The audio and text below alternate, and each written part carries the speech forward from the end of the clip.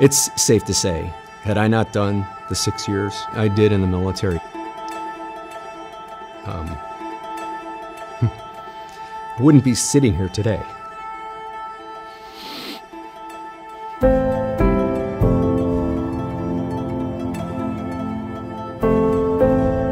We were on a patrol on April 6th of 2004.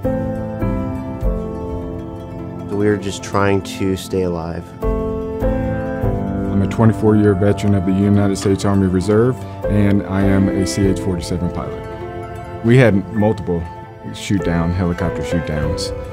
I had 5 guys killed in my command. We immediately were just taking fire from all directions. I could hear and feel the rounds popping all around me, and then I felt and heard a loud pop. I was shot right through here, just below my ear.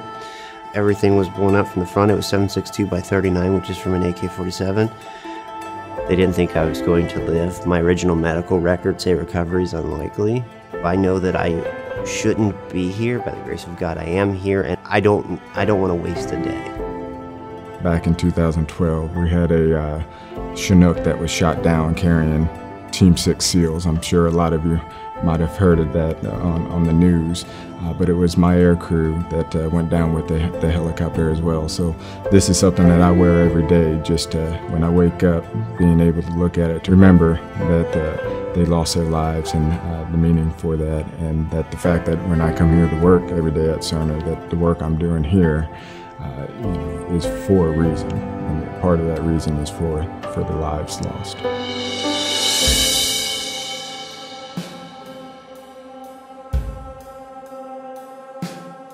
You can tell that Cerner has made an investment to support their veterans and to recognize them in the sense of noting them during Memorial Day, noting them during different efforts. They understand that we bring a certain perspective to the mix that those that haven't served, they just don't have. I felt the recognition that Cerner wanted to make to their veterans. The first day at orientation, everyone was being introduced. I was in a room with like 75 people, and there were 3 of us that were veterans. And so when we stood up to introduce ourselves, we were supposed to say whether or not we were veterans. And then they gave me this little sleeve to kind of recognize me. When I wear this, when I'm working with my federal team and there's other military members or clients or partners that come in, they're like, oh, you were military. What branch? When? When did you serve? What did you do? That experience in and of itself, and understanding the value of what veterans working at Cerner bring to the overall mix on how we can turn around and respond to military entities is a great acknowledgement. And it makes me feel proud that I served during that time. You know, to think, 25 years ago when I entered the military, that I again get to have an impact by working here at Cerner.